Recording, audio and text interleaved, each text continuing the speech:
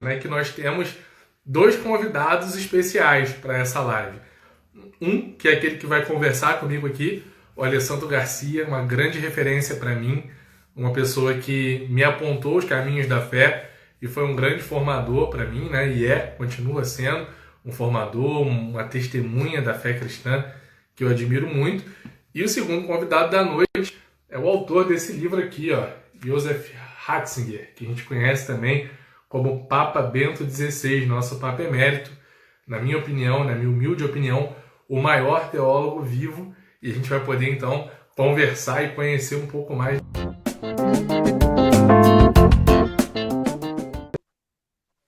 Eu quero, em primeiro lugar, estava aqui na introdução até falando disso, né? Mas eu quero te agradecer pela tua presença. Você sabe o quanto você é uma pessoa importante na minha caminhada, na minha formação. Então uma honra, um prazer estar conversando contigo aqui hoje e sobre um tema que interessa tanto, assim, né? Me interessa e certamente interessa as pessoas também. Então tenho certeza que vai ser uma conversa bem legal. Obrigado por ter aceito. Cara, eu que agradeço, assim, eu fico, na verdade, fico até um pouco nervoso, né?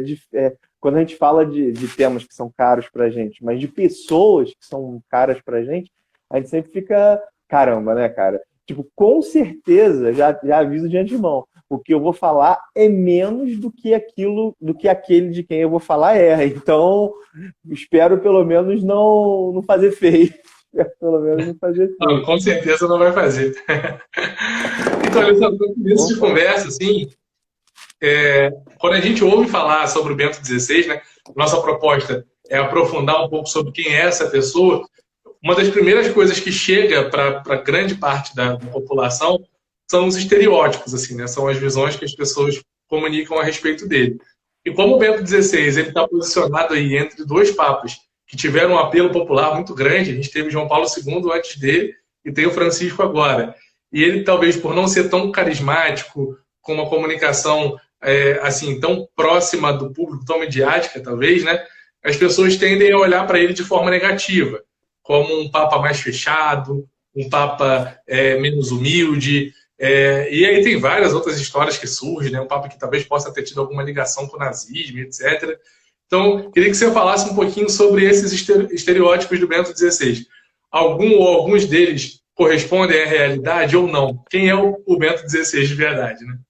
Cara, assim, eu acho particularmente o Bento XVI, independente de ser papa, de eu ter um grande afeto por ele, é uma das figuras mais injustiçadas, ao meu ver, no século XX, injustiçadas midiaticamente.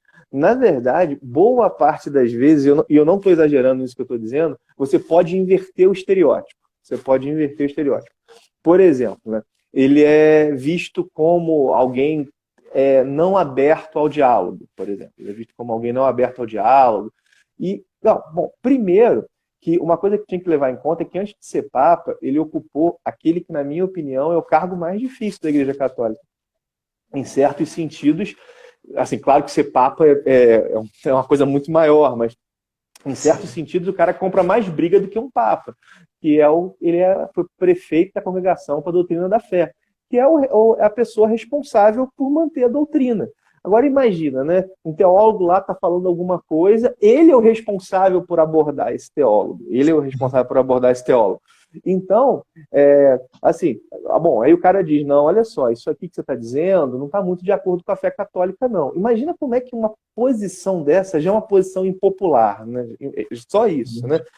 Mas não é só isso. Quando a gente compara o trabalho do Bento XVI, Joseph Ratzinger, à frente da Congregação da Doutrina da Fé, com quem veio antes dele, e eu não estou dizendo que quem veio antes dele é uma pessoa ruim, mas estou dizendo em termos de perfil, o Ratzinger é muito mais dialogal. Quem era antes, o cardeal Ottaviani foi quem teve bem antes dele, era uma pessoa que tinha uma postura muito mais pontifical. Bom, é isso. O Ratzinger, uma coisa em que inclusive vários críticos disseram, é que ele realmente lia quem ele estava sendo responsável por cuidar, por inquirir, por dizer, não, a obra que estava sendo analisada. Era muito Sim. comum, assim, as pessoas reconheciam isso. E ele várias vezes dizia, olha só, embora isso aqui esteja, sei lá, distante ou saia um pouco da visão católica, há muita coisa que se salva. O documento dele sobre a teologia da libertação, por exemplo, mostra muito bem isso. Quando ele diz que há vários elementos na teologia da libertação que são verdadeiros, ele diz que não existe teologia da libertação, mas teologias da libertação, que o problema é o...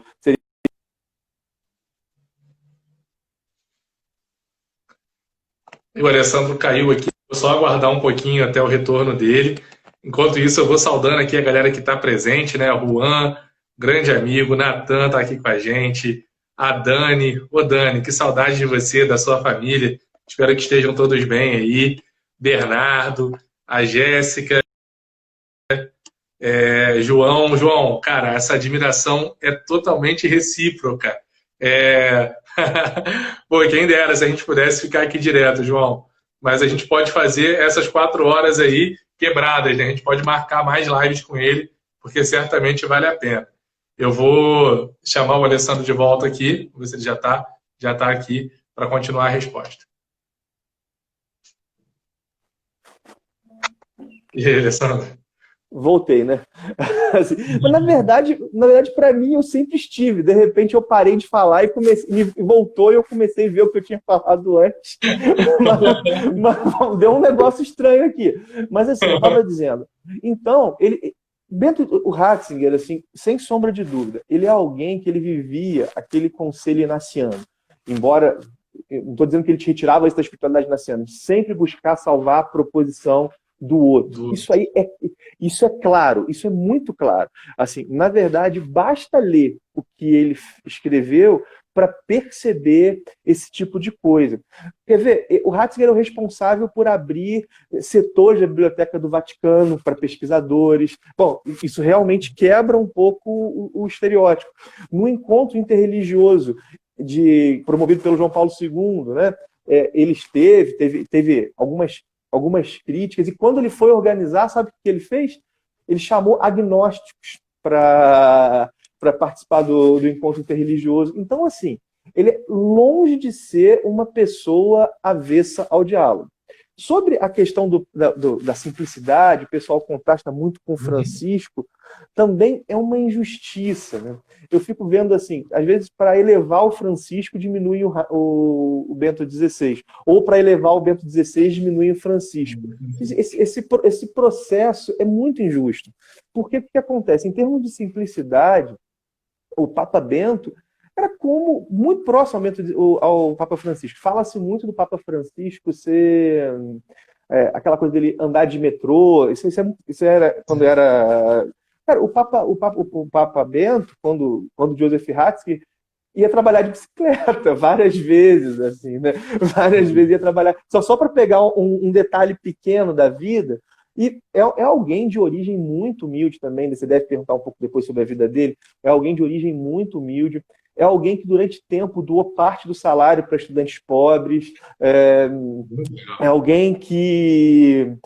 Eu conheço uma história, isso foi me contado pela pessoa que viu isso, que um dia, né, ele estava atravessando a praça de São Pedro, estava indo trabalhar no Vaticano, e alguém abordou ele, assim, o Joseph Ratzinger, alguém abordou ele, tipo, número 2 da igreja, né? E ele falou, você pode tirar uma foto minha aqui, porque eu tô chegando em Roma agora? Ele foi lá, parou, tirou a foto do pessoal, tirou a foto do pessoal. Então, era uma pessoa muito simples, a pessoa gostava muito de gato, gostava muito de gato. O apartamento dele em Roma, um apartamento muito simples, assim, é um apartamento muito simples. Então, assim, essa questão de associá-lo a uma postura mais rica, né? Isso é uma injustiça. Sobre o nazismo, uma coisa que é os fatos, né? O fato é o seguinte: ele é filho de um policial anti-hitlerista. Na verdade, não é bem um policial, é um cargo, é um gendarme, mas para ficar mais claro, como se fosse uma autoridade anti-hitlerista. Ele teve que participar da juventude hitlerista, mas todos os jovens tinham. E ele foi forçado, imagina, você é um jovem alemão, foi forçado a ir para a guerra, mas ao fim da guerra ele deserta e volta para casa, correndo risco até de morrer por causa disso, aquela situação toda. Então, realmente, ele viveu na Alemanha no contexto do nazismo, participou da juventude hitlerista, e como todos os jovens naquele contexto eram praticamente obrigados a a participar, mas ele vem de família, o pai é anti-hitlerista, e além disso, quando você olha toda a trajetória e todo o pensamento, é totalmente anti-totalitário. O último estereótipo que você falou sobre ser frio, eu vi o Papa Bento, assim, de perto, sei lá, tinha 17 mil pessoas onde eu estava, mas eu vi, assim, sei lá, a 20 metros, a 30 metros, a 30 metros. Uma coisa que era claro é que ele era tímido. Isso aí era verdade. Então, se alguém, por exemplo, disser assim, ele lida pior com a mídia do que o Papa Francisco e o Papa João Paulo II, isso é verdade. Era realmente uma habilidade que o cara não tinha.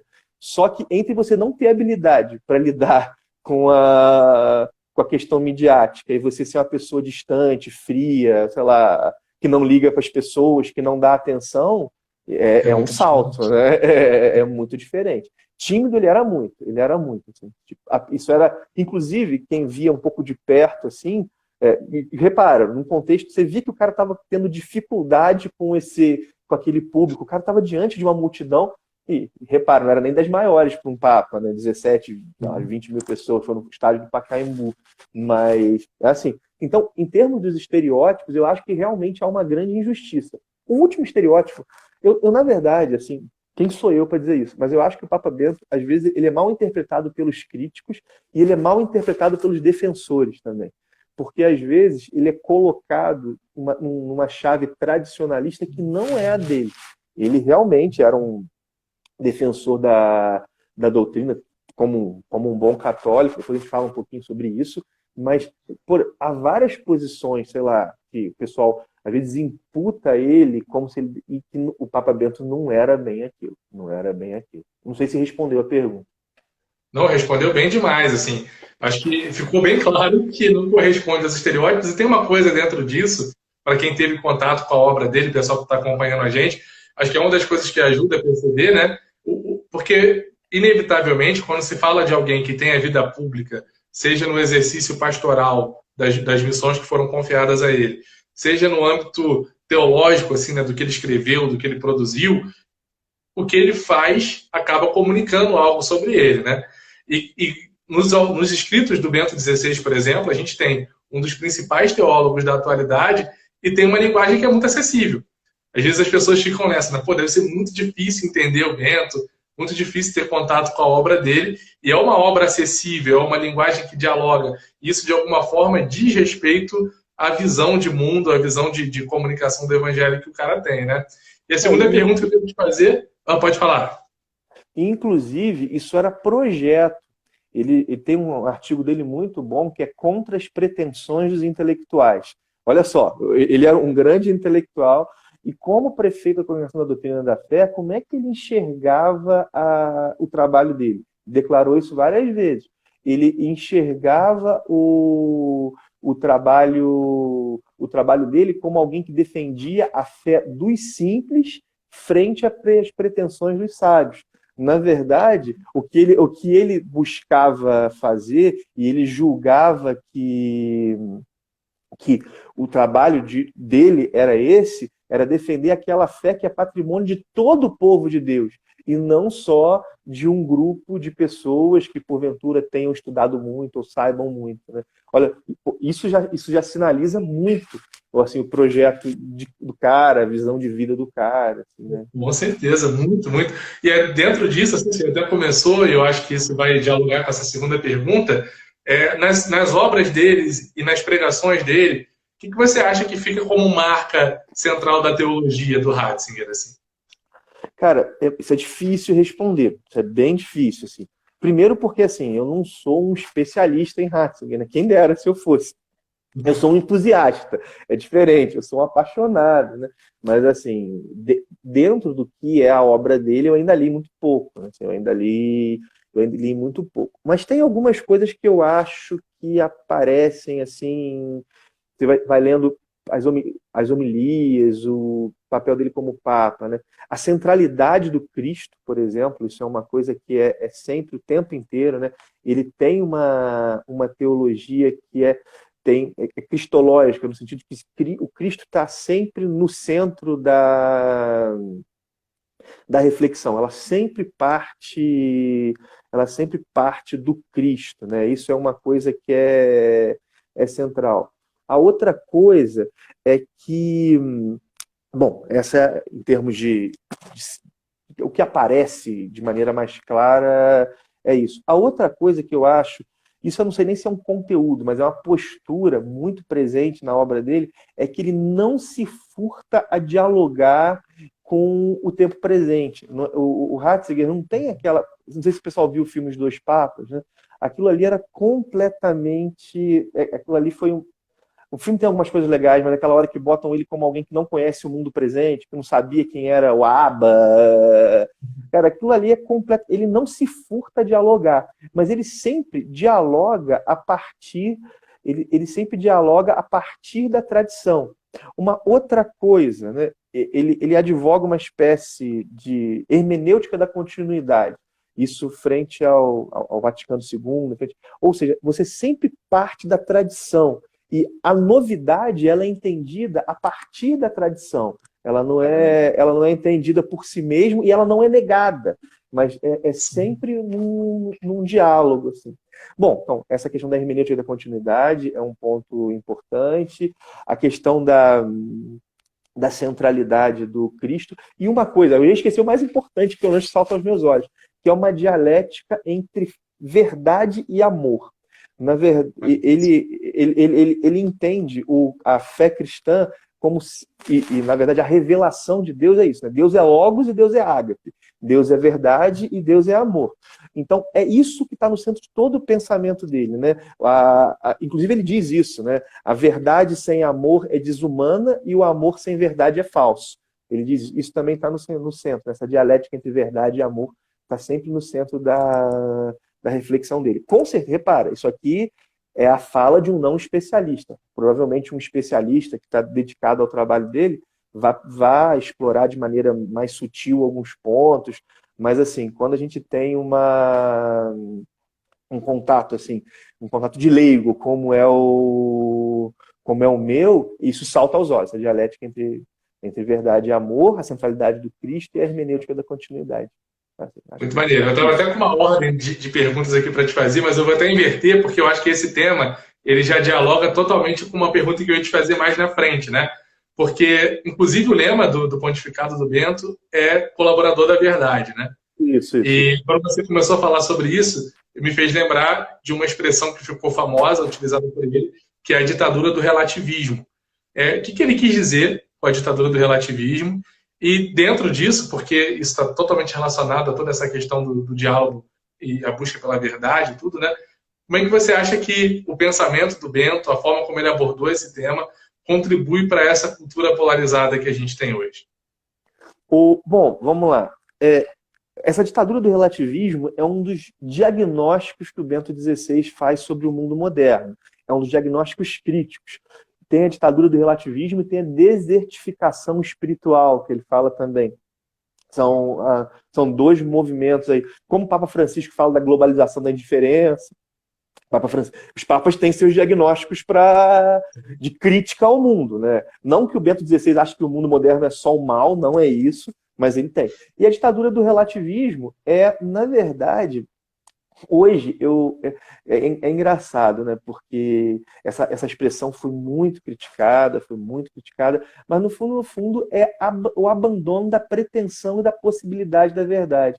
É a descrença na verdade. Quando a gente vê hoje todo o discurso sobre pós-verdade, sobre fake news, e o pessoal se incomodando muito sobre isso, no final das contas, o pessoal está dando razão ainda por outros caminhos, essa ditadura do relativismo. A ideia de que não é... Porque é o império da opinião, é isso. Né? E é claro que essa ditadura do relativismo, ela tem como é que eu vou explicar isso?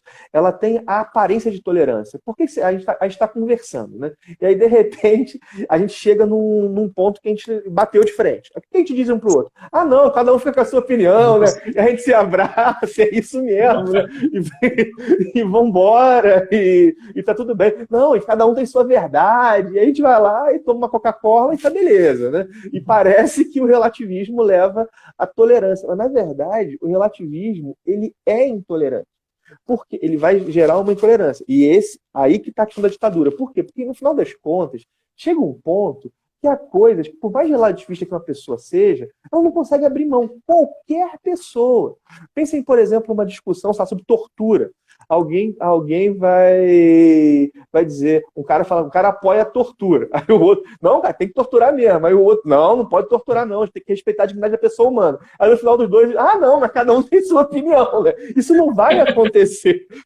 Isso não vai acontecer com questões essenciais. Então, no final das contas, se a gente abandona a pretensão da verdade, o que sobra? Sobra a força.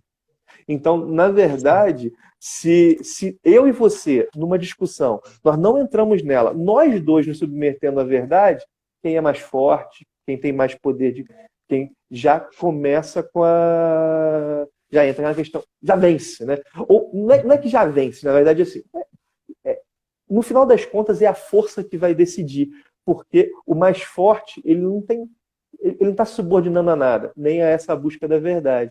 Então, repare, no final das contas, o relativismo ele vai levar ao confronto, onde, na verdade, o que vai decidir é a força. Não sei se está claro o que eu quero dizer, e é mais ou menos por aí que o Levi deu uma frase muito boa. Ele está certo, ele sempre submete a verdade e a mãe dele. Bom, quando você se casar, vai submeter a esposa também. Fica tranquilo. Estou treinando bem.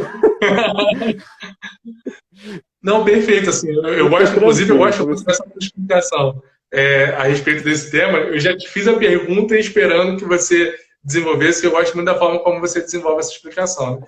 E a partir disso, dessa explicação, dessa forma como ele aprofunda a questão do relativismo, ele propõe um outro caminho, que é o caminho do diálogo. A gente até falou um pouco sobre ele, né? Mas como é que a gente poderia falar sobre esse caminho e de que forma ele nos ajuda a se posicionar frente a uma cultura tão polarizada que a gente tem hoje, né? Vamos lá, assim, é um caminho, assim, na verdade, o caminho, a gente pode pensar esse caminho, assim, talvez de duas maneiras, né? Vamos colocar, assim, uma maneira mais universal, que é uma maneira para todos os homens de boa vontade, e uma maneira cristã também, uma maneira cristã. Assim, como a questão dos homens de boa vontade é buscar se submeter à verdade, né? E não desacreditar da possibilidade de alcançá-la. E eu acho que quando a gente fala disso, as pessoas entendem muito mal, porque o pessoal entende a verdade como, às vezes, simplesmente a resposta sobre o sentido da vida, do universo e tudo mais. Pode até ser, e é também. Mas a verdade é, por exemplo, né? Sei lá, vamos colocar, né? Em tal situação, em uma situação específica, né? Essa notícia é verdadeira ou falsa? Ela ser verdadeira, ela não me convém, mas é verdade, ela é verdadeira, então eu vou dizer. Então, assim, esse caminho na verdade, de buscar me submeter à verdade e de buscar me submeter à verdade. Isso é um esforço que um esforço que não é fácil e é um esforço que envolve a criação de uma virtude. E no nosso caso de cristãos, né, é saber que nós acreditamos por fé que essa verdade ela se encontra no Cristo. Né? Então a submissão à verdade é a submissão ao Cristo, é a submissão ao Senhor. E aqui é uma coisa muito bonita, né? Porque Papa Bento dizia isso, né? Nós cristãos, nós não falamos que nós possuímos a verdade. Nós falamos que a verdade nos possui. Na verdade, a verdade não é alguma coisa que nós alcançamos. É alguém que nos alcançou. Isso não significa que nós não...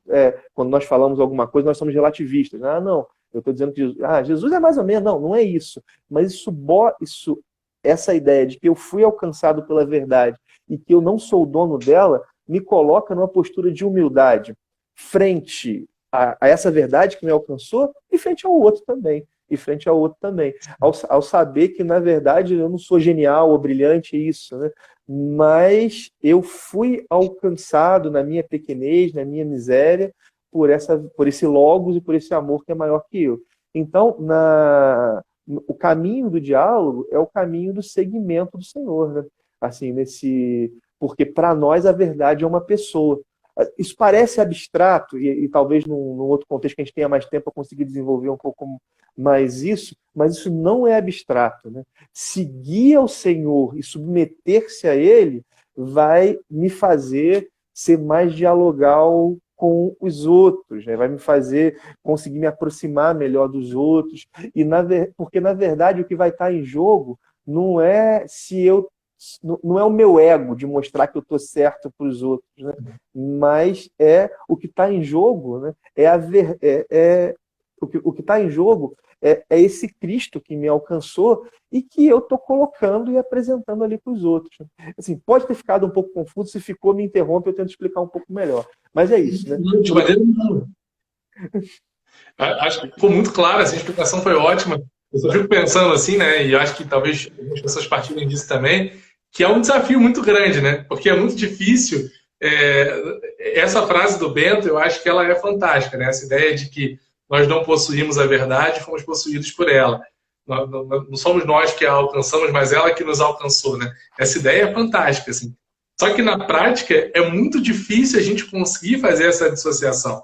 Porque, no fundo, a gente acredita que tá com a verdade, né? De fato, a partir do momento que a gente experimenta Cristo, verdade, nós nos colocamos, sim, no caminho de busca pela verdade, mas essa inversão aí, a linha é muito tênue, né? De eu saber que eu pertenço a Cristo e não Cristo que cabe na minha cabeça aqui e eu sou o dono da verdade porque eu tenho ele por inteiro, né? Eu acho que essa relação ela é muito complicada. Não sei, você tem alguma dica prática, alguma coisa assim, na nossa vivência, que pode ajudar a gente a viver esse processo? Da gente estar continuamente em busca da verdade?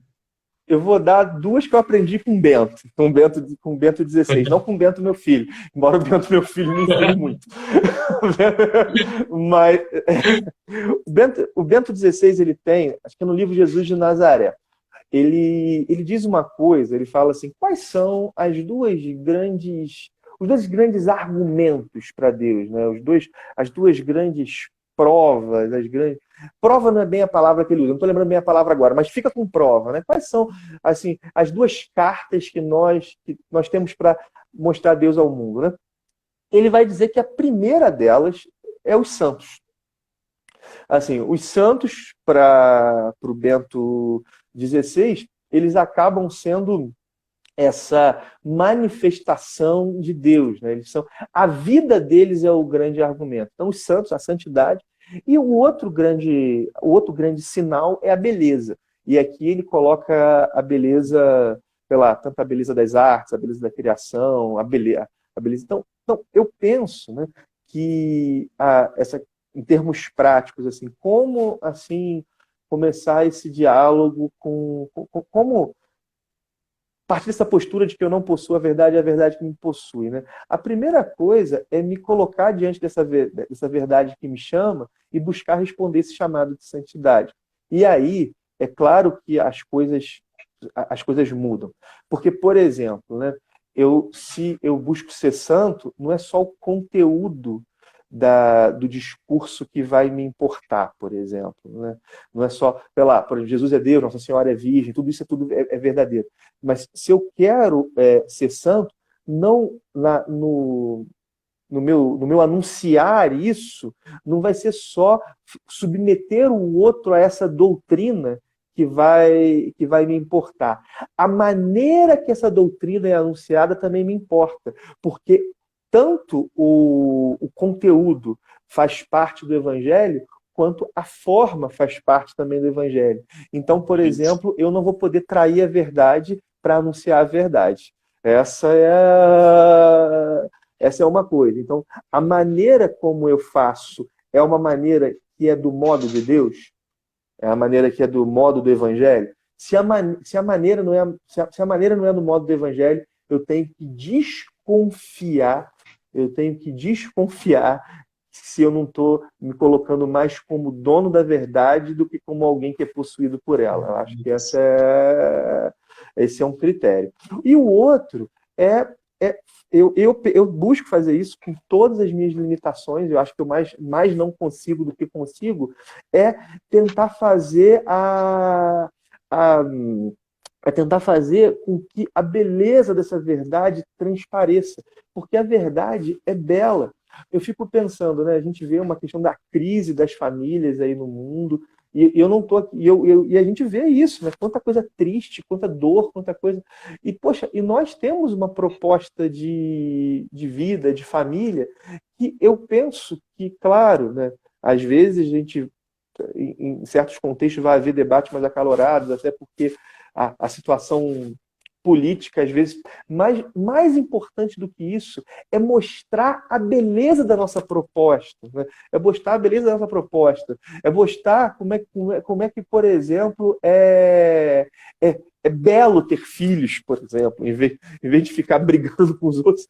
Então, eu acredito que os dois caminhos, né? O primeiro é buscar ser fiel ao evangelho na forma e não só no conteúdo, e o segundo é também buscar nessa questão que a beleza daquilo que a gente está falando transpareça. Repara, aqui eu estou falando de um ponto de vista interno à fé cristã. Claro que se a gente for discutir essa mesma questão para as pessoas de boa vontade que não são cristãos, outros elementos têm que ser levados em conta. Mas eu acho que esse aí, pelo menos, sei lá, se o caminho está confuso, é o que eu tento fazer. É o que eu tento Pô, fazer. excelente, assim, acho que os comentários foram ótimos e acho que foram muito claros também, assim, agradeço muito pela resposta, porque a mim particularmente ajuda a ouvir essa explicação, né? Só mandar um abraço para a galera que está acompanhando a gente aqui, a Vivian Portilho está acompanhando, grande amiga, Ricardo Pereira, lá da Baixada, parceirão, Ricardo, obrigado pela companhia, meu amigo. Bruno Molina, lá de Teresópolis, Levi fazendo vários comentários super pertinentes aqui. Levi, pô, você é o cara. Ana Pô, Peixoto, da Oficina de Valores. o que o Levi falou aí? Deixa eu Os ver. comentários do Levi são sensacionais. Levi falou, na hora que você falou lá atrás, você estava falando assim, não, eu não sou um especialista em Bento XVI, né? Eu sou um entusiasta e tal. Aí o Levi falou assim, é sim, Ah, humildão. tá bom. Esse Obrigado, tipo de Levi. comentário lá, Levi, aqui, né? Já conhece. Léo Manso, lá de Teresópolis, também está com a gente. Felipe Curvelo, muita gente boa. O Juan, Alessandro, fez uma pergunta aqui, eu achei interessante. Ele pediu para você comentar essa ideia barra esperança de que o Bento se torne um doutor da igreja, falando sobre as características dos doutores da igreja e a possibilidade real disso acontecer. Cara, eu não consigo dizer, assim, como é que eu vou lá? Eu acho que eu vou me embolar falando isso, porque isso é uma coisa pela qual eu torço. Isso é uma coisa pela qual eu gostaria muito de vê-lo. Os doutores têm santidade, eles têm que ter a santidade de vida, e eles têm que ter uma colaboração. Eu ia falar uma novidade na doutrina, mas novidade pode dar a entender que é um negócio que ninguém falou antes. Mas, pelo menos, eles têm que apresentar um viés de interpretação, uma percepção que ainda não havia sido feita. Bom, de verdade, sobre a santidade, ele ainda está vivo, né? Ele ainda está vivo. Mas eu vejo como um homem que buscou a vida inteira, inclusive durante sua vida, boa parte das vezes não fez sua vontade, né? Ele não queria. Quando foi convidado para ser bispo, foi uma coisa que não era o que ele queria inicialmente, mas aceitou o chamado. Não queria ser prefeito da Congregação para a Doutrina da Fé, não queria ser papa, mas sempre vivenciou uma resposta a Deus a partir do que a igreja propunha. Então, é uma pessoa que, ao menos, a fama e o sinal de santidade tem. Né? Isso aí é claro que é a igreja que vai decidir. É alguém que eu, particularmente, se falecesse hoje, já estava pedindo a intercessão, mas isso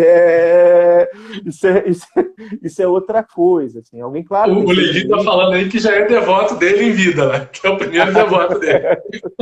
É alguém que. Então, assim, mas é claro que quem dá essa resposta à canonização é a igreja, em última instância, Deus, né? Na realização de um milagre. E a outra coisa, eu não sou teólogo, né? Eu não sou teólogo. Então, eu não consigo, assim, dizer, cara, o cara tem essa e essa novidade. Mas, assim, pelo volume da obra, pelas diversas discussões que ele teve, por uma facilidade que ele tem, e isso é um negócio que eu acho sensacional, que é de colocar as discussões em outras chaves que possibilitem a resolução. Eu li essa semana uma declaração dele no encontro com pessoas de outras confissões cristãs. Tipo, foi na Alemanha, a primeira viagem que ele fez, foi na Jornada Mundial da Juventude de 2005, e ele nessa Jornada Mundial, ele encontrou com os muçulmanos, ele encontrou com os judeus, e ele encontrou também com representantes de outras confissões cristãs. E lá ele coloca, né, que um dos grandes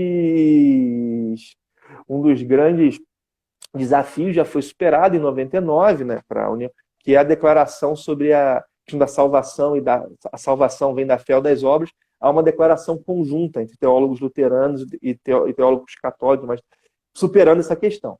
E ele, olha só que coisa genial, ele começa a discutir que agora a grande questão é a sucessão apostólica.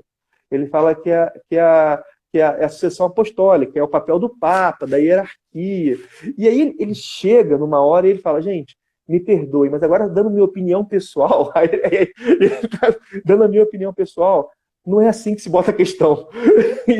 Eu não, porque parece que a gente resolveu as coisas da fé e agora a gente vai resolver uma questão burocrática. Ele, não é isso. A questão é ainda de fé.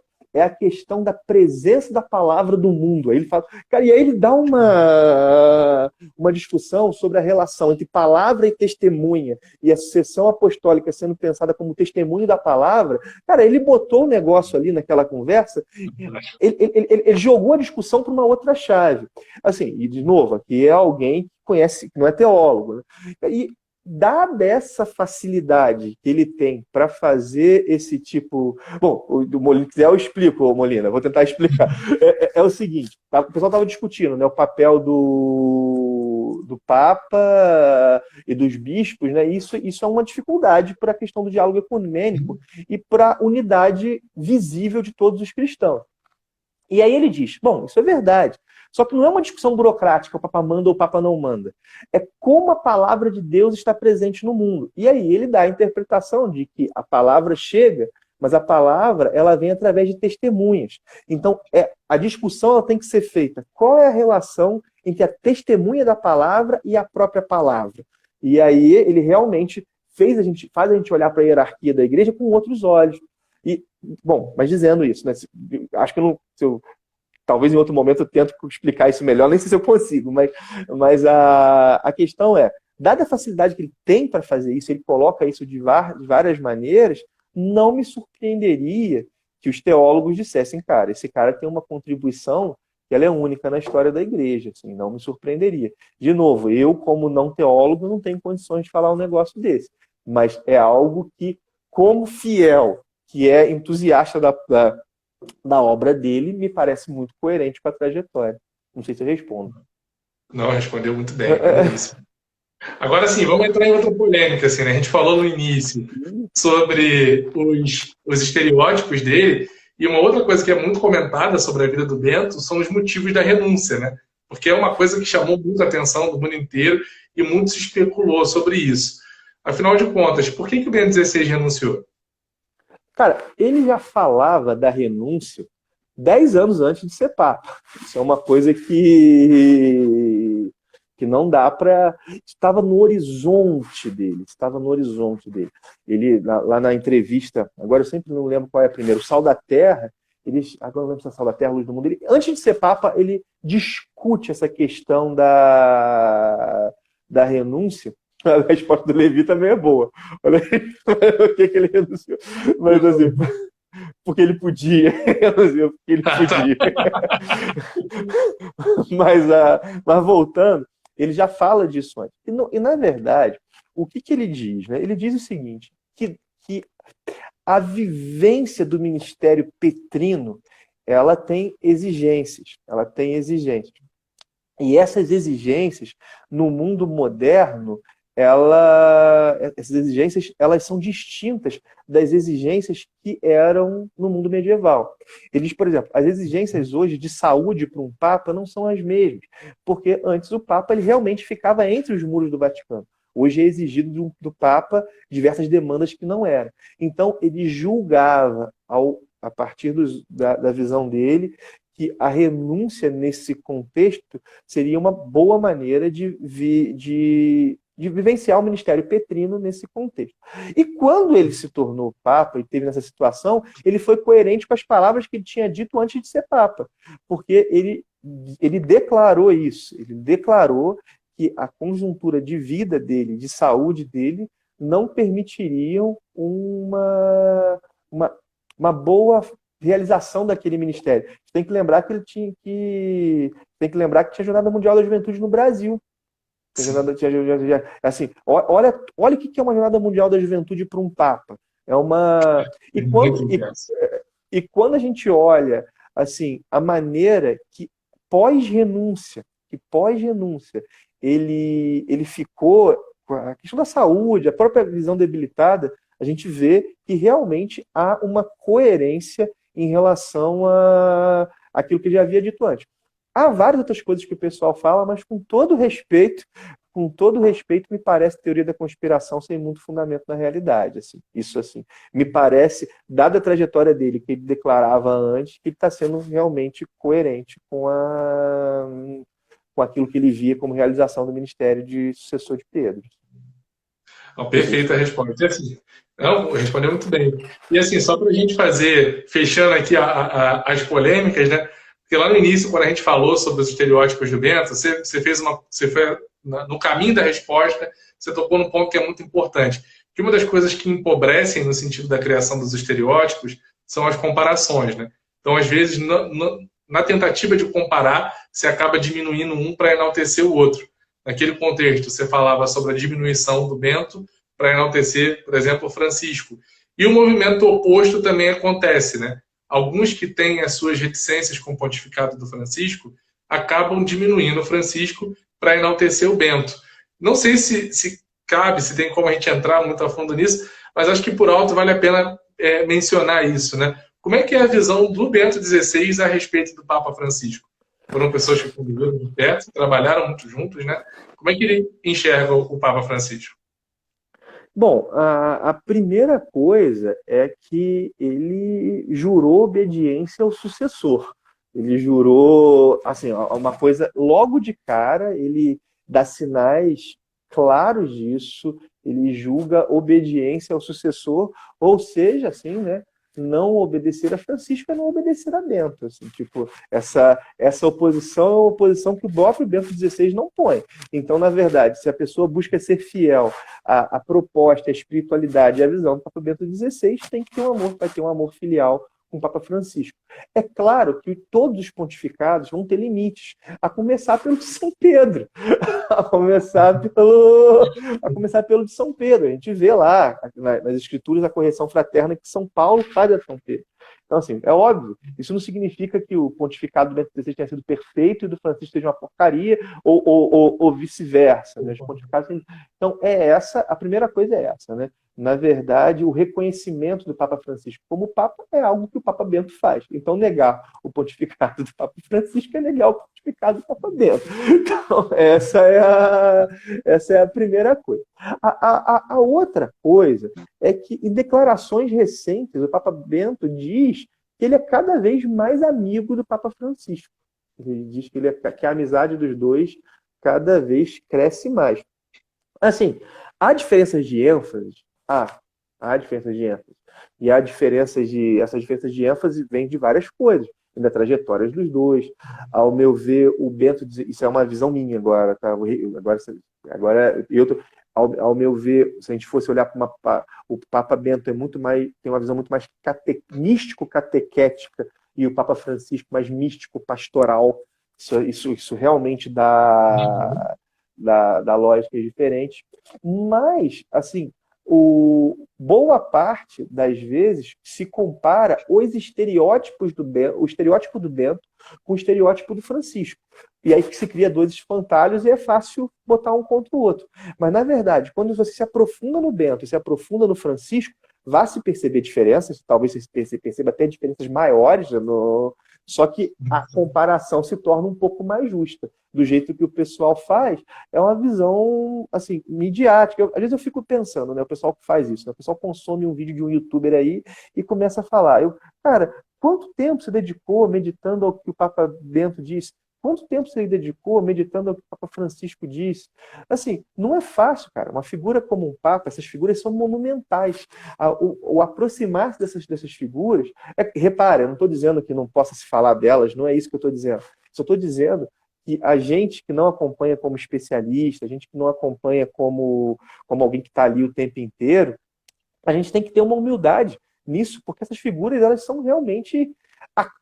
elas são gigantescas, assim. Então, de novo, eu acho que há diferenças, e essas diferenças não são pequenas, mas isso não significa... Cara, quando o Papa... Eu tenho uma devoção muito grande para o Papa Bento XVI. Quando o Papa Francisco começou o pontificado, eu fui um dos... Eu nunca neguei, nunca fiquei com raiva, nunca fiquei falando nada, mas eu ficava muito bolado, porque eu estava acostumado com o Papa Bento, né? Eu ficava agoniado com algumas coisas, assim. Eu ficava agoniado com algumas coisas. E aí depois eu fui vendo, né? Eu lembro que eu conversando com o Dom Gilson, que você entrevistou aqui também, o Dom Gilson falou uma coisa para mim que a gente tem que olhar, e de novo falando como católico aqui agora, né? Falando como católico, a gente tem que olhar e acreditar que Deus dá papas conforme a necessidade da sua igreja. E de verdade, no mundo atual, com todos os limites que o Papa Francisco possa ter, o Papa Francisco é um dom muito grande para a igreja. E eu duvido que o Papa Bento não consiga perceber isso. E uma outra coisa, o Papa Francisco, ele tem certas qualidades que o Papa Bento não tem. O Papa Francisco, ele é capaz de fazer certas coisas, estou falando como pessoa, tá? O Bergoglio e o Ratzinger. E quem está falando aqui é alguém que é devoto do Papa Bento XVI, tá? Por exemplo, o Papa Francisco, ele tem uma capacidade, às vezes, de solucionar umas questões institucionais práticas que não é tanto do Bento. Em compensação, porque o Bento estava sempre de olho no princípio. E, de verdade, a contribuição que ele deu nesses aspectos é fabulosa. É fabulosa. Só que hoje eu vejo assim, por exemplo, a gente vê a maneira que o Papa Francisco está tocando a questão do Banco do Vaticano, uma questão espinhosa para a igreja. É uma coisa que foi muito assim, mais rápida, mais séria.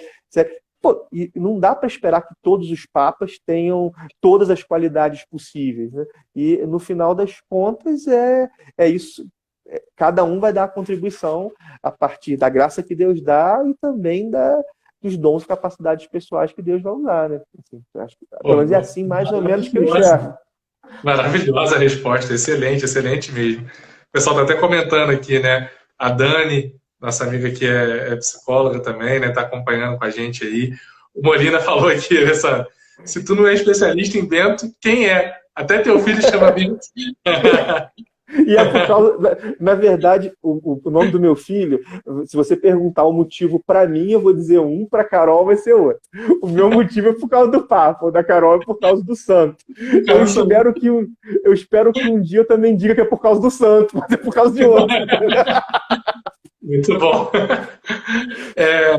Diego Brandão disse que você foi certeiro nessa explicação, né, da diferença entre os papas. O Thales está acompanhando com a gente, o André, nosso amigo que inspirou aí o tema da live de hoje. É verdade, é verdade. A gente aí também. Muita gente bacana aí acompanhando. Alessandro, a gente está chegando no finalzinho já e eu quero te fazer a maior das perguntas da live. Inclusive, foi a pergunta que intitulou, né? Que é a respeito do legado do Bento. Eu quero te fazer ela em duas perspectivas. Nas principais características do pontificado dele para a igreja e no pós-pontificado, olhando já o mundo atual, né? Quais foram os grandes legados que o Bento deixou para a Igreja Católica? Vamos lá, quanto tempo eu tenho? Só para eu ter noção. Tem 9 minutos, a gente tem duas opções. Dá para você responder nesses 9, ou a gente pode encerrar e abrir outra que a gente responde sem a preocupação do tempo. Tá, vamos tentar então. Eu vou tentar e você decide aí o que é melhor. Pra mim, a primeira coisa, assim, é que em relação ao pontificado, o pontificado do Bento XVI ele foi um pontificado muito rico do ponto de vista catequético. Eu estou lendo as catequeses dele agora eu ganhei de presente de aniversário o homiliário dele e comecei, cara, aquilo ali é uma riqueza muito grande. Assim, é um negócio que De novo, não é diminuindo outros papas, não é questão disso, né? Mas tem um olhar ali que é muito próprio e de uma riqueza muito grande, assim, e uma simplicidade muito grande, né? Essa é uma coisa que acho que a gente não tem como, né? Tem as encíclicas dele, né? Sobre fé, esperança, caridade, mas o pontificado dele foi marcado por cruzes muito grandes, né? Foi marcado por cruzes muito grandes. Se a gente for pensar, um papa idoso, foi ele que teve que lidar e, na verdade, com o espinho da pedofilia no clero, né? Se a gente for lembrar, a gente não pode esquecer disso. A gente não pode esquecer disso. Assim, não é que isso surgiu no pontificado dele, isso é uma injustiça, não surgiu no pontificado dele, isso surge, infelizmente, assim, isso tem muito, muito antes. Como Ratzinger, ele já tinha que lidar com isso, passava algumas coisas pela mão dele, lidava a partir de limites muito difíceis, inclusive ele chega a dizer antes de ser papa, né, antes de ser papa, numa homilia muito forte, acho que numa sexta-feira santa, que a igreja estava podre, né? Que as trevas tinham. Ele chega a dizer muito isso. Foi uma cruz muito grande, mas por outro lado foi um legado, né? Foi no pontificado dele que iniciou-se, e aí o mérito se esquece disso com muita frequência, um combate sistemático e de tolerância zero com a questão da pedofilia no clero, né? Há, há uma intensificação muito grande nisso, de uma questão que é complicadíssima, que envolve muita dor para muita gente, envolve muita dor para muita gente, né? Então, assim, mas eu acho que não tem como esquecer disso como Sem dúvida. dos legados, assim, não tem como. Outra coisa, assim, que não tem como é a renúncia.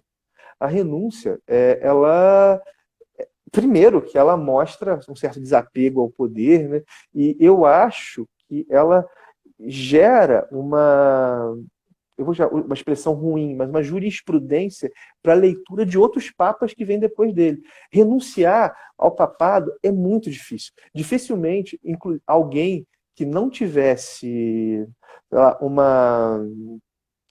um domínio não é a palavra, mas tivesse muito de posse da tradição da igreja, conhecesse muitas possibilidades e as consequências, poderia fazer isso com uma tranquilidade com a tranquilidade que ele fez. Inclusive, não sei se vocês sabem, pouquíssima gente na igreja sabia da renúncia. Se conta tipo nos dedos das mãos, assim. Antes dele renunciar, pouquíssima gente sabia. Pouquíssima gente sabia. Foi uma decisão muito amadurecida em termos doutrinais, em termos de espiritualidade, e eu lembro a reação, né, de pessoas grandes na igreja dizendo que não se desce da cruz, dizendo. Agora imagina isso num outro contexto, num outro pontificado, alguém que não tivesse a visão que todos tinham dele, como de alguém de claro que todo Papa tem fé enraizada, mas estou dizendo assim, em termos de visão que as pessoas têm da ortodoxia e de uma profundidade em termos da mística da mística e do poder em relação ao trono de Pedro, né? Ele realmente assim, ele faz uma grande reforma no papado, se eu pensar nisso. Acho que não dá para. Esse é um legado, né? Bom, no pós-pontificado, nessa questão do mundo de hoje, assim, bom, eu peguei duas coisas assim mais institucionais, né? Mas eu acredito que o próprio Bento XVI ele não veria o legado dele a partir disso, né? Ele com certeza veria o legado dele a partir da pregação que ele fez. Bom, com certeza, eu estou apostando nisso. E há todo um legado de espiritualidade que está nas catequeses, nos discursos, que eu de verdade acho que a gente ao longo do tempo vai aprender a apreciar isso, né? Ao longo do tempo a gente vai aprender a apreciar isso e muita coisa boa vai ser gerada a partir disso.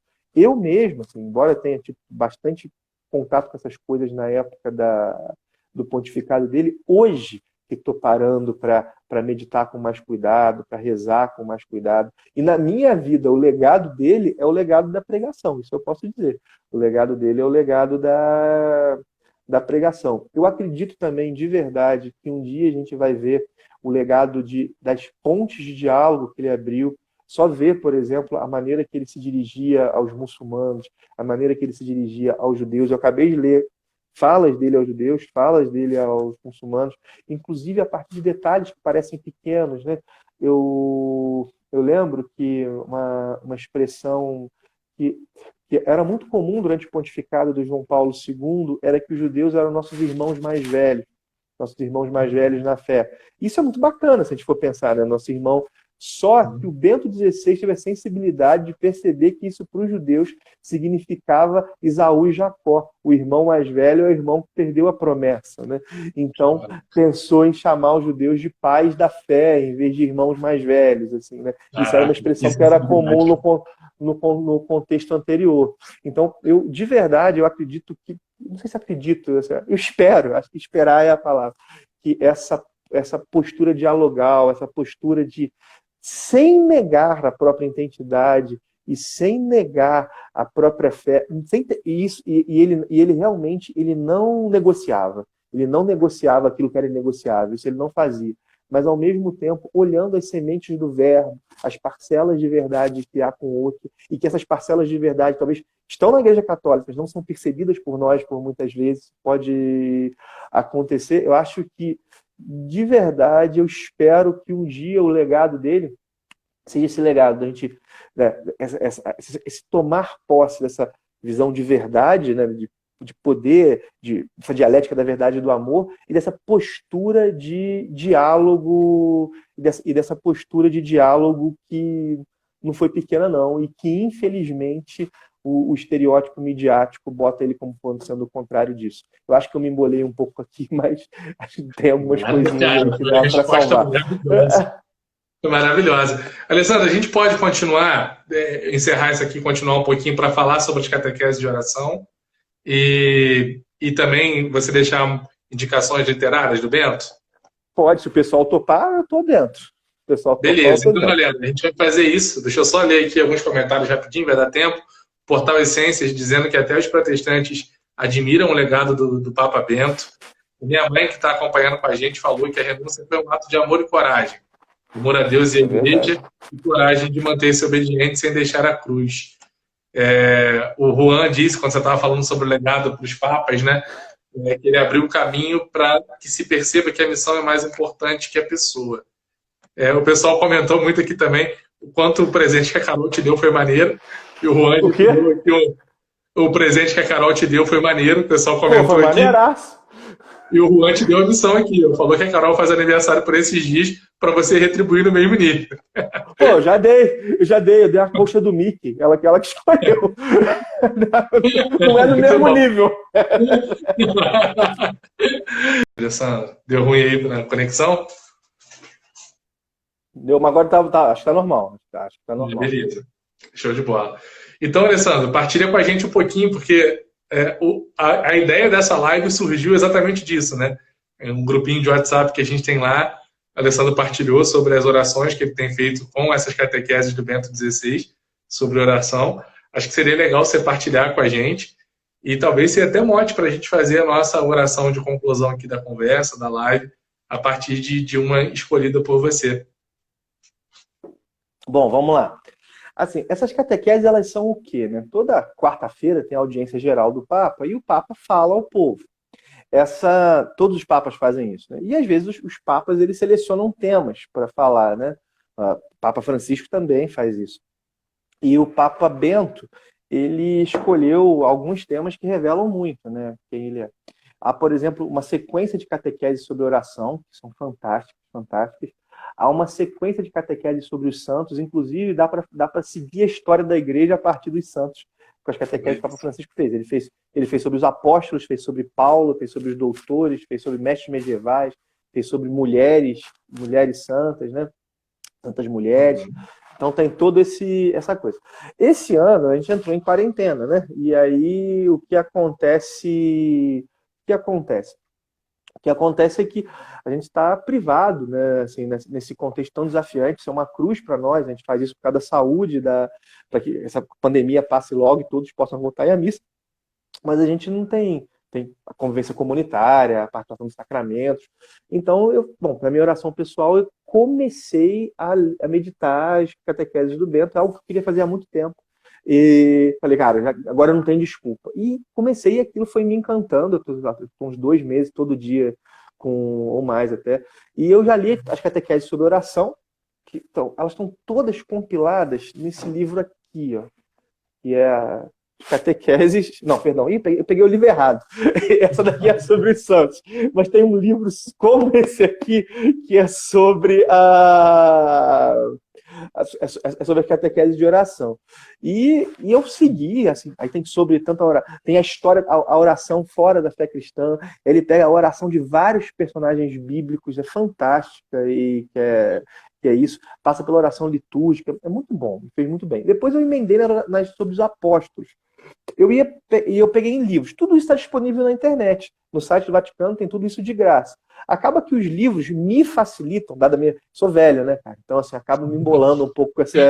Eu ia ter que ficar catando cada uma, né? Ia ter que ficar catando. Mas sempre que eu mandava no grupo lá, eu ia no site do Vaticano, pegava e mandava para vocês, e mandei em outros grupos também, porque eu estava muito, assim, mexido com isso. Então, assim, e depois as de São Paulo não achei em livro. Eu vou até pegar todas, né? Aí eu comecei a ler alguns discursos dele, primeiro todas as falas dele no Brasil e depois as falas da Jornada Mundial da Juventude. E aí chegou o Presente da Carol, né, que são os 4 tomos com as homilias dele. Eu tô lendo pelo menos uma homilia por dia, na verdade até mais de uma, eu tô bem nisso, né? E essas homilias não são as catequeses necessariamente, a homilia que ele fez em celebrações litúrgicas, assim, e é de uma riqueza muito grande. Eu, inclusive, acho que isso é um dos grandes legados dele, assim. E o bacana disso é que ele é extremamente erudito. Ele sabe, assim, ele sabe grego, sabe latim, sabe hebraico, e sabe filosofia, sabe história, sabe tudo, né? E ele coloca tudo isso a serviço do evangelho, da coisa. E o mais fantástico é que uma pessoa como eu, assim, a pessoa comum, lê isso, entende e aproveita. Tem uma fala sobre ele, que é a fala que é meio comum, mas eu vou repetir aqui. O pessoal dizia o seguinte, que as pessoas nas catequeses de João Paulo II, iam ver João Paulo II. As pessoas iam ouvir Bento XVI. Olha só a diferença entre os dois. Muito legal isso, né? No caso, era a figura carismática. Inclusive, eu ouvi isso de um padre. Então, que quando começou o pontificado do Bento XVI, o número de pessoas na Praça de São Pedro diminuiu. Só que depois foi aumentando, porque o pessoal queria ouvi-lo, assim. E é de uma riqueza, assim, que é realmente fantástica, assim. E ele bota tudo isso a serviço. Tem umas coisas, assim, que são fantásticas. Que parece que a gente está lendo a Escritura pela primeira vez. Assim, pela primeira vez. Eu falo, cara, eu já li essa passagem 15 vezes na minha vida, eu nunca pensei nisso. E a coisa parece que estava sempre lá. Só para ter uma noção, ele faz uma catequese linda, linda, sobre a oração de Abraão em relação a Ló. Quando Ló está lá, e aí Deus diz, Deus vai destruir a cidade, e aí Abraão diz para Deus, mas Deus, se tiver 50 justos, você destrói? Aí Deus, não, tá bom, se tiver 50, não. E aí vai, né? Bom, se tiver. Aí chega até 10. Bom, não tem nem 10 e a cidade é destruída. E ele pega essa sequência dessa oração na Escritura. E aí ele pega, por exemplo, depois. Agora não lembro se é Jeremias, é um dos profetas que faz uma coisa muito parecida. Procura Jerusalém, Abraão parou em 10. Procura Jerusalém procurando um justo e também não encontra. Primeiro Deus pediu 10. Depois Deus pediu 1. Depois Deus pediu 1. Bom, quando não teve nenhum, Deus veio se fazer o justo que era necessário para salvar o povo. Olha só, cara, isso está lá. Isso está lá, mas eu nunca tinha percebido. E são coisas assim o tempo inteiro, amor. É o tempo inteiro. E eu falo, cara, que coisa bacana. Então, assim, as catequeses têm esse tipo de riqueza, mas repara, é uma coisa que vale dizer, né? Porque às vezes a gente lida com a formação de uma maneira muito pobre, né? Parece que ler as catequeses é só adquirir conhecimento. Poxa, não é isso, né? Na verdade, é alimento para a mente, mas é alimento para o coração. É aquilo que Santo Inácio explicava, né? O Moco pode me ajudar na frase, né? Que não é o muito saber que sacia e satisfaz a alma, mas o apreciar as coisas internamente. Não sei se a frase é exatamente essa, mas O sentido é esse, né? Então, no caso do Bento Isso. XVI, no caso do Bento XVI, cara, como é que é isso? Como é que esse homem apreciou e sentiu o evangelho internamente e como é que a partir do que ele vislumbrou, do que ele bebeu nisso, ele consegue dividir com a gente e comunicar um pouco essa beleza pra gente. Acho que, bom, é isso. Acho que eu vou me perder se eu ficar falando mais, assim. Me Não, orienta aí o que é pra ótimo, fazer ótimo. agora. Se você quiser pegar, não sei, né, se você selecionou alguma, mas se você quiser pegar um trechinho para propor a gente como uma oração agora de Vou conclusão da fazer o nossa noite, seguinte. seria legal. Vou fazer, eu separei uma assim, não vai ser de uma catequese, não vai ser de uma catequese, é de uma homilia que eu recomendo muito que vocês leiam. Essa homilia é a homilia inicial dele como Papa, né? É a homilia da missa de imposição do Palio e do Anel do Pescador. Se quiser procurar lá no site do Vaticano, ela é de 24 de abril de 2005. É uma espécie de homilia inauguradora do pontificado dele. Então, a imposição do palio. Olha só que coisa linda. Deixa eu pegar aqui. Eu meditei essa homilia ontem. E eu saí assim, até falei com a Carol hoje, cara. Isso, que riqueza. É um negócio que. É difícil fazer esse tipo de coisa, né? Mas eu acho que é a homilia dele que eu mais gosto. Eu lembro que eu li na época que ele fez, né? Acho que eu vi ao vivo, eu não lembro, mas eu tive contato com ela na época que ele fez, mas ela é grande, eu vou pegar só uns trechinhos, assim, né? Só uns trechinhos dela, assim, para vocês verem, assim, para como é que é quando ele fala aqui. Olha só, ele falando como é que. Primeiro, ele dizendo sobre o programa de governo dele. Já ia falar, eu vou voltar. É até difícil escolher, cara. Olha só, que maneiro. É, Queridos amigos, nesse momento, não temos necessidade de apresentar um programa de governo. Alguns aspectos daquilo que eu considero minha missão já tive a ocasião de expor na mensagem do dia 20 de abril. Aí ele vai explicar. Meu verdadeiro programa de governo é não fazer a minha vontade, não perseguir ideias minhas, pondo-me sob, contudo, a escuta, com a igreja inteira da palavra e da vontade do Senhor e deixar-me guiar por ele, de forma que seja ele mesmo quem guie a igreja nessa hora da história. E quando a gente pega a trajetória do cara, é realmente isso. Ele sempre não fez a sua vontade. Ele sempre não fez a sua vontade. Olha só, né? Meu verdadeiro programa de governo é não fazer a minha vontade, não perseguir as minhas ideias. Só isso já é algo que me fez pensar muito, né? Fantástico. Olha só, deixa eu pensar assim, deixa eu pegar um trecho que eu acho bonito, né? Olha só, né? Os padres, falando sobre a rede, né? Sobre a rede, né? Nós homens vivemos sobre a rede do pescador, né? Nós homens vivemos alienados nas águas salgadas do sofrimento e da morte, num mar de obscuridade sem luz. A rede do evangelho tira-nos fora das águas da morte e conduz ao esplendor da luz de Deus, a verdadeira vida. E aí ele vai, né? É precisamente assim a missão do pescador de homens, do seguidor de Cristo. É necessário conduzir os homens para fora do mar salgado, de todas as alienações, rumo à terra da vida, rumo à luz de Deus. É precisamente assim. Nós existimos para mostrar Deus aos homens. E só onde se vê Deus começa verdadeiramente a vida. Só quando encontramos o Cristo vivo, conhecemos o que é a vida. Não somos o produto casual e sem sentido da evolução. Cada um de nós é fruto de um pensamento de Deus. Cada um de nós é querido, cada um de nós é amado, cada um de nós é necessário. Não há nada, isso aqui me tocou muito, não há nada mais belo do que ser alcançados, surpreendido pelo Evangelho, por Cristo. Não há nada mais belo do que conhecê-lo e comunicá-lo aos outros da sua amizade. Isso aqui é um trechinho que é um trechinho da homilia. A homilia inteira é nesse nível, assim, né? Não há nada mais belo do que ser alcançado pelo Evangelho e não há nada mais belo do que do que ser alcançado por Cristo, né? Isso é uma, isso é uma verdade que a gente não pode perder, né? Porque às vezes a gente leva a vida fazendo 1 milhão de coisas, se preocupando com 1 milhão de coisas, e nós cristãos mesmo, né, a gente se perde no essencial. A gente trava tantas batalhas, trava tantas coisas, seja na vida pessoal, seja na vida pastoral, que a gente esquece que a gente foi alcançado pela beleza, né? Ele está dizendo isso quando ele foi nomeado Papa.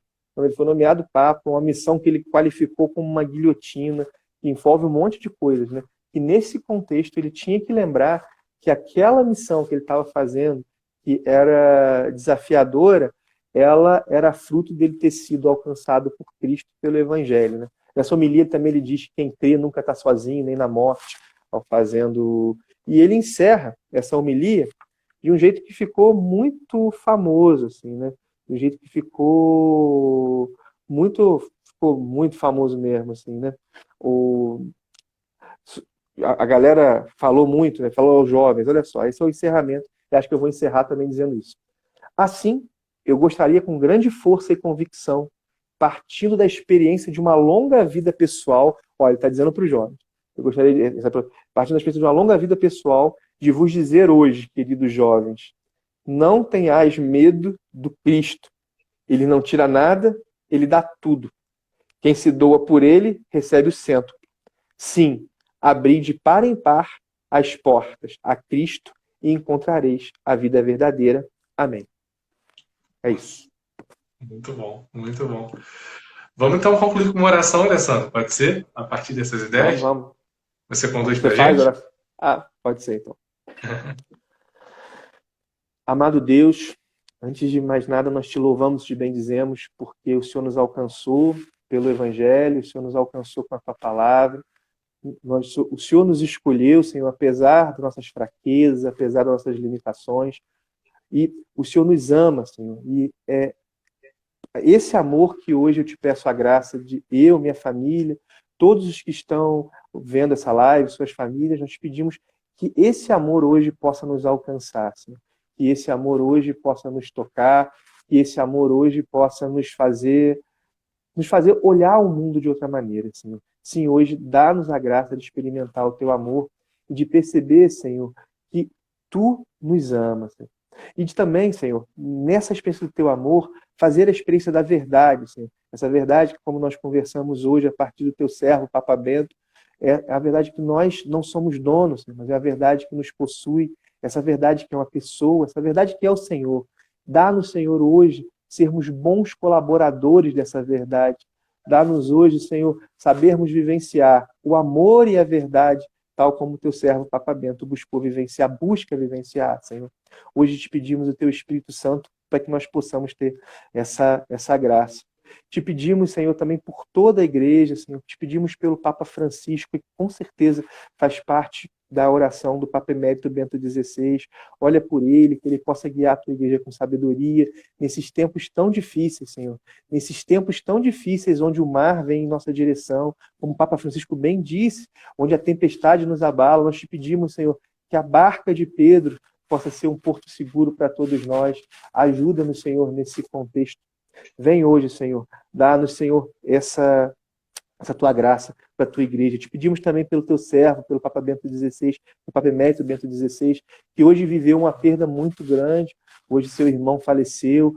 Consola-o nesse momento, que a esperança da fé possa ajudá-lo nesse momento de dor. Recebe também a alma do padre George Ratzinger nesse momento. Olha por essa família, que o Senhor possa recebê-lo, Senhor, e que assim como o Senhor disse que quem se entrega ao Senhor receba o cêntuplo, que ele possa receber o cêntuplo, e também que nós possamos ter a coragem, Senhor, de darmos a vida por Ti e pelo Reino, Senhor, sabendo que o Senhor não se deixa vencer em generosidade.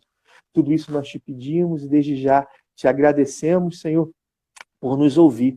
Consagramos os frutos dessa partilha que aqui nós tivemos. Consagramos também o Papa Bento XVI, o Papa Francisco, ao Imaculado Coração de Maria, na certeza que esse Imaculado Coração triunfará. Ave Maria, cheia de graça, o Senhor é convosco. Bendita sois vós entre as mulheres, Bendito é o fruto do vosso ventre, Jesus. Santa Maria, Mãe de Deus, rogai por nós, pecadores, agora e na hora de nossa morte. Amém. Santo Agostinho, rogai por nós. Por nós. Nossa Senhora, que live bacana, Alessandro. Uma alegria imensa, em nome do Pai, do Filho e do Espírito Santo. A gente está partilhando junto aqui esse tema de forma tão profunda. E assim, uma coisa que consola muito o nosso coração, né? É perceber o quanto Deus é providente e Ele vai enviando os seus servos para as suas missões de acordo com a necessidade dos tempos. A gente falava isso a respeito do, entre aspas, do posicionamento dos papas na história da igreja, né? Então, como o Papa Bento XVI foi importante, você dizia como o Papa Francisco é importante para o tempo atual. E essa conversa toda que a gente teve aqui hoje é sobre um cara que está vivo, ele está aqui entre nós. A gente conta com a intercessão desse cara ainda aqui na Terra, né? E que a gente possa ter acesso também às obras dele. O Alessandro falou, tem um acervo imenso no site do Vaticano. E não sei, se você quiser e puder deixar também algumas sugestões assim, literárias do Bento para a gente ler, acho que seria bacana. Vamos lá. A minha primeira sugestão são as catequeses. Assim, é acessível a todo mundo, né? É acessível a todo mundo, é um negócio que é bacana. Um livro que eu acho legal, né? Inclusive hoje o irmão dele faleceu, é um livro do irmão dele, que o nome do livro é Meu Irmão, o Papa. É um livro no qual o irmão George Ratzinger fala da... Esse livro é muito bonito. Esse livro é muito bonito, é fácil de achar. Esse Meu Irmão, o Papa, eu acho que vale a pena. Se alguém quiser, assim às vezes quer um livro... Alguém tem a perspectiva de pegar o pensamento dele em mais profundidade. É um livro que eu gosto muito, mas esse livro é um livro mais denso. É Introdução ao Cristianismo. Quando eu li esse livro, eu falei, caramba, se a introdução do cara é isso, imagina o aprofundamento. Mas esse livro é um livro que ele escreve na esteira das manifestações de 1968. Ele busca propor o evangelho nesse contexto desse mundo contemporâneo. É um livro bem denso, mas é um livro sensacional. Então, olha só. Esse Introdução ao Cristianismo é um livro fantástico. Quem quer se alimentar em termos de espiritualidade, eu recomendo as catequeses, as homilias. Tem vários livros para isso. Tem essa coletânea de catequeses sobre oração. Qualquer livraria online a pessoa vai achar, isso não é difícil. Esse livro aqui também é bem legal, que é a coletânea de catequeses sobre os santos, que parte das catequeses sobre os doutores. É bem legal. A encíclica também, agora como Papa, né? Isso é muito legal. A primeira encíclica dele foi Deus Caritas Est, ou seja, Deus é amor. Todo mundo, qual vai ser o primeiro? Um Papa intelectual, né? Qual a primeira coisa que ele fala? Que Deus é amor. Livrinho fininho, sei lá, 50 páginas, entendeu? É muito legal. E assim, quem quiser também pegar uma leitura de mais fôlego, e é muito bom, não é difícil, mas é muito, a trilogia dele sobre Jesus de Nazaré. É o livro dele, é um livro que ele escreve como Ratzinger, ele diz isso, mas ele escreve já como Papa. Ele diz, isso aqui não faz parte do meu pontificado, é uma reflexão, é isso aí, é uma reflexão como teólogo, isso é muito legal. São 3, dois mais grossos, um mais fininho. Gente, é fantástico isso aí, é fantástico isso aí. Então, resumindo, né? Primeira indicação, as catequeses, assim, de verdade, recomendo muito a catequese sobre a oração de Abraão. A catequese é linda, de uma atualidade muito grande. A catequese sobre os apóstolos sobre o apóstolo Simão e Bartolomeu. Essa catequese é muito boa também, dá para achar fácil. E essa homilia que eu falei aqui, que é essa homilia de abertura do pontificado, a imposição do palio e do anel. Bom, isso aí já dá um começo. E aí, por termos de livro. Denso, o Introdução ao Cristianismo. Volumoso, mas muito bom também, esse Jesus de Nazaré. Ou seja, um livro mais do início da vida, um livro mais do final. E como Papa, a encíclica Deus é Amor, que é linda demais mesmo. Assim. A outra encíclica dele sobre esperança também, a Spes Salvi, é maravilhosa. Então, assim, bom, se alguém quiser também alguma coisa, alguma indicação, pode me procurar. Estou à disposição. Assim, de novo, não entendo muito, mas é aquilo que eu vi esses dias atribuindo ao Ariano Suassuna, né? Não sei se é dele, mas assim, eu sou pouco e sei pouco, mas no meu pouco eu me entrego por inteiro, né? Então, é essa que, se alguém quiser aí, eu estou à disposição. E, assim, eu vi um comentário do Diego aqui, o Diego Brandão, não sei se seja o Diego é de Porto Alegre, irmão. O Diego, ele conheceu lá pelo Ministério dos Quadrinhos, ele brincou, né, que é até mudar de diocese, assim. Eu vi aqui agora. Diego é um menino, Diego é um cara muito bom, cara, um cara de Deus lá, assim. Agradeço ao Diego aí por ter visto a live e todo mundo que viu, né, cara? Ficou aí umas 20 pessoas com a gente esse tempo inteiro. Obrigado aí. Se eu falei alguma bobagem, desculpa. Papa Bento. Se você não gostou do Papa Bento XVI por causa das minhas falas, ele é melhor do que as minhas falas, entendeu? E se você gostou por causa das minhas falas, ele também é melhor do que as minhas falas. Muito bom. Muito bom. Então é isso, assim, eu reforço o agradecimento a todas as pessoas que acompanharam, né? Eu vi aqui muitos comentários, a Adriana, a Mona lá de Areal, o pessoal lá de Matelândia também estava acompanhando a gente aqui, Alessandro. O Sul estava em peso, além do Diego de Porto Alegre. Que legal. Tinha o pessoal de Matelândia também. Thales, nosso amigo, também acompanhou. Enfim, muita gente, agradeço muito vocês. Vou pedir ao pessoal rapidinho, Alessandro, só fazer uma posezinha aqui a gente, para a galera tirar um print aí da nossa conversa. Se alguém puder tirar o print para mandar depois aí, para registrar e depois postar aqui nos stories também. Tira aí, por favor, gente. Fazer pose. Obrigado, já deve ter tirado. Agradeço a todos vocês. Essa interação digital é muito engraçada, né? Se alguém quiser conversar mais com o Alessandro depois, o Alessandro ele não usa muito o Instagram, que é uma pena. O pessoal que acompanha ele aí, Diego, né, que acompanha o Ministério dos Quadrinhos, Diego, insiste com ele aí para ele usar mais o Instagram, cara. Tem que entrar nessa era digital aqui. Mas quem quiser conversar mais com o Alessandro, adiciona lá no Facebook, né, Alessandro Garcia, manda mensagem que ele responde por lá. E vamos fazer uma pressão para ele colocar esse perfil do Instagram para funcionar mais, fazer live para a gente, fazer postagem, para brindar a gente com essa sabedoria e com essa partida de vida aí. Obrigado, Alessandro. Então, tá, vamos ver. Deus abençoe a tua família toda aí.